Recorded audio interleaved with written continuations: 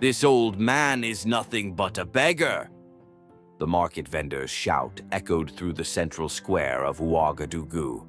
Under the hot sun, an old man in rags sat on a wooden box, holding an old book with trembling hands. "Get out of here! You're driving away my customers."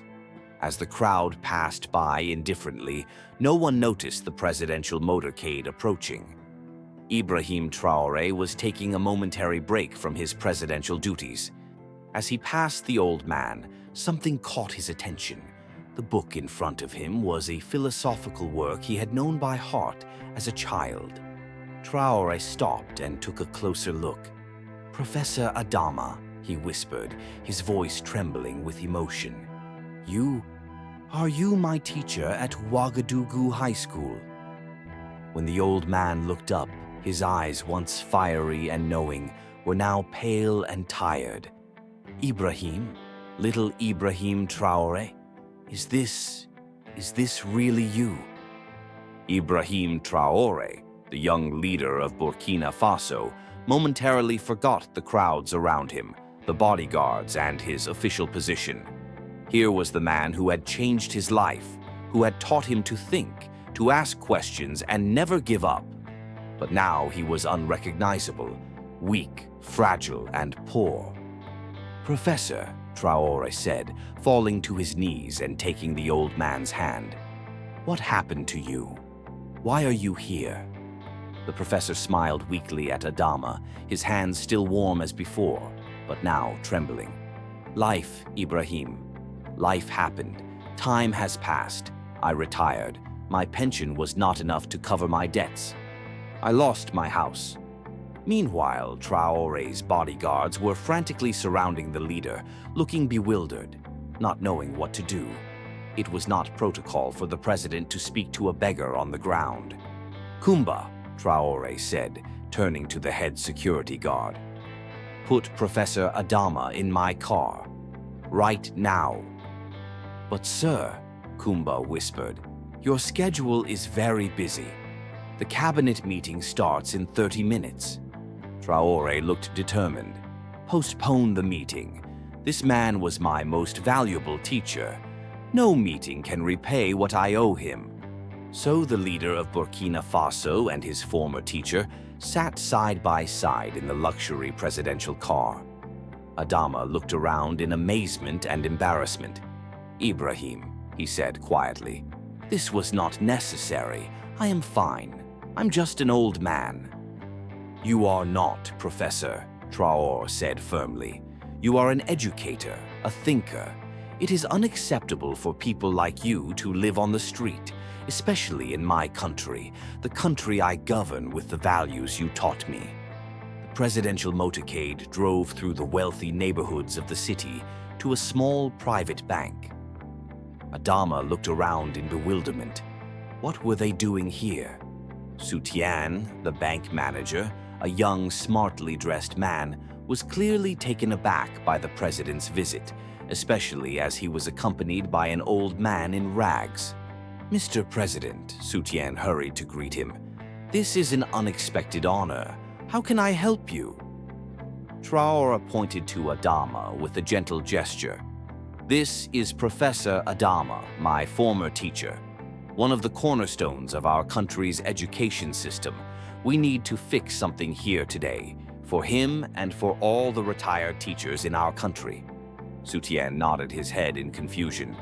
"Of course, Mr. President, but what exactly do you want me to do?" Traoré looked the director straight in the eye, his voice resolute and his purpose clear. "I want you to open a special account for the retired teachers of Burkina Faso, an account so that no one will ever have to go through what Professor Adama went through. And I want it to start from today." The director hesitated for a moment, clearly concerned about the logistical and financial aspects of the proposal, but seeing the determination on Traoré's face, he quickly nodded. "Yes, Mr. President, we'll take care of it." Professor Adama, who had been silent until that moment, now fiddled with his hat, which he held in shaky hands. "Ibrahim," he said softly, "this is not necessary. "Professor," Traoré said, his voice soft but firm. "You taught me that knowledge and honor are true wealth. Today we are taking a small step so that people like you can live with dignity. You are here not only for yourself but for others like you." Adama nodded, tears beginning to well up in his eyes. "I always knew you would do great things, Ibrahim. But I never imagined something like this, something so human, so present." Traoré smiled, remembering the days when his teacher did the best he could. "I learned from the best, Professor." After a brief meeting, Soutien, the bank director, presented Traoré with a preliminary plan. "Mr. President, we will create a special account for retired teachers with additional state-funded benefits. We will also review existing pensions to ensure that no one is left behind." Traoré nodded his head in satisfaction. "This is just the beginning. I want to expand this initiative nationwide. Every teacher deserves to be recognized and protected." Adama, still emotional, slowly stood up. "Mr. President, I just want to say one thing. Thank you, not only for me, but for all of us." Traoré gave his teacher a warm hug. "Thank you, Professor, for everything." Ibrahim Traoré's discovery of his former teacher Adama on the street and his initiative to create a special account for retired teachers quickly gained national and international media coverage. At the press conference at the presidential palace, Traoré was surrounded by retired teachers, including Adama. Adama was now dressed in new clothes and looked visibly healthier after receiving medical and nutritional care. "Professor Adama," Traoré said, his voice trembling with emotion, "is not just a man. He is a symbol of everything that is wrong with our current system. A country that does not value its teachers is doomed to fail, and this can no longer continue." He announced that the government will launch a comprehensive program called Unappreciated Heroes. This program aimed to ensure that all people who have contributed to the country's development receive the recognition and support they deserve. "We're not just talking about teachers," he explained. "We are talking about nurses, farmers, factory workers, all those who have built this country with their hands and their minds. They deserve our gratitude, our respect, and above all, our protection." The audience applauded enthusiastically, many with tears in their eyes. Adama slowly stood up, sitting next to Traoré. "Mr. President," he said, his voice shaky but determined, "what you are doing today is more than politics. It is an act of love for our people, and I know it will change lives, just like it changed mine." Traoré embraced his teacher warmly, putting on a sincere show of affection in front of the entire hall. He took a deep breath and continued speaking. "Finding my former teacher on the street was not just a personal pain for me. It was a demonstration of how we have neglected the most important values of our country. Professor Adama taught me about honor, knowledge, and justice. Now it is time to apply this lesson for our country." In the days that followed, the Underappreciated Heroes program was rolled out across the country. Retired teachers began to receive additional benefits, while mobile medical teams were sent to rural areas to care for the elderly forgotten by the system. In a small village in the interior of Burkina Faso, a retired teacher named Fatou was one of the first beneficiaries of the program. She received a revised pension and free healthcare, something she never thought possible in her life. "I always taught my students that education is the key to the future," she said in an interview with a local broadcaster. "But I never thought someone would remember me when I needed help. Thank you, President Traoré, for restoring our dignity." Meanwhile, international media have also begun to highlight Traoré's initiative as a strong example of humanitarian leadership. Newspapers and magazines published articles praising the president's ability to turn personal moments into meaningful public policy. "Traoré is not just running a country, he is rebuilding the soul of a nation," wrote a columnist for The Guardian. His commitment to dignity and equality is a lesson for leaders around the world. 2 months after the encounter between Professor Adama and Traoré in a small house in the capital Ouagadougou, Adama was still adjusting to his current living conditions: a clean bed, regular meals, and, most importantly, dignity. When there was a knock on his door, he opened it to find Ibrahim Traoré standing there. "The president," he stammered, surprised. "I wasn't expecting you." Traoré smiled. "I wanted to surprise you, Professor. How are you?" Adama invited him in, and they went into the simple but elegantly furnished living room. "I'm fine, Ibrahim. Everything is fine now, thanks to you." Traoré shook his head from side to side. "Not thanks to me, Professor. That is your right. I'm just fixing our system." They sat together, Adama made tea, and they talked about their youth, Traoré's days at school, and the challenges facing Africa. "You know," Adama said, putting his teacup down on the table, "my biggest fear was to be forgotten. But you, Ibrahim, you not only remembered me, you remembered my lessons, and now you are practicing them." Traoré nodded, his emotions bubbling to the surface. "I am grateful to you for believing in me, Professor. I'll never forget the day you said, 'One day you will change the world, Ibrahim.' I didn't believe you then, but my faith was no more important than yours." When their conversation ended, Traoré got up and hugged his teacher. "I will visit you more often, Professor. I still have a lot to learn." He laughed at the man. "What is there to teach a man who talks to world leaders?" "Honesty, honor, caring about the lives of ordinary people," Traoré replied. "These are lessons I must always continue to learn." In the months following the implementation of the Unappreciated Heroes program, a profound transformation began to take place in Burkina Faso society. Not only did people show more respect for the elderly, but their belief in the value of education and knowledge was strengthened. At a special ceremony in central Ouagadougou, hundreds of people gathered, including former teachers, elderly nurses, retired farmers, and even veteran workers. They gathered to celebrate the progress of the program. Ibrahim Traoré took the stage, dressed in simple, traditional Burkina Faso clothes. He looked out at the crowd, visibly moved by the presence of people from different sectors and all walks of life. "Today," he said, his voice full of emotion, "we are not here just to celebrate numbers or public policies. We are here to honor those who built this country with their hands and minds. You are the true pillars of Burkina Faso." He paused, letting his words sink in, then continued. "When I found Professor Adama on the streets of our capital, I asked myself, how could we let this happen? How could we let our heroes be forgotten? But today I see that we are righting that wrong, and this is just the beginning." Adama was sitting in the front row and slowly stood up to speak. He could hardly walk to the microphone, but his eyes shone with pride.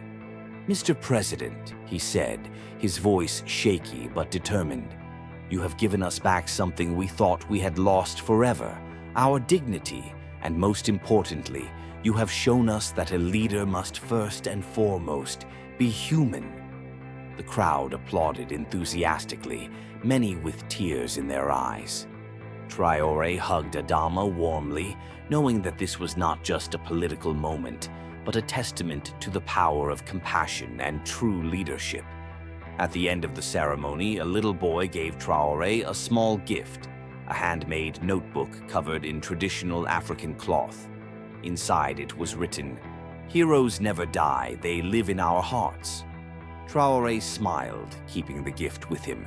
He knew it was not just a memory, it was a reminder that every small act of kindness can make a big difference. As the crowd began to disperse, Traoré approached Adama and put his hand on his shoulder. "Teacher," he said softly, "you were my guide when I was young.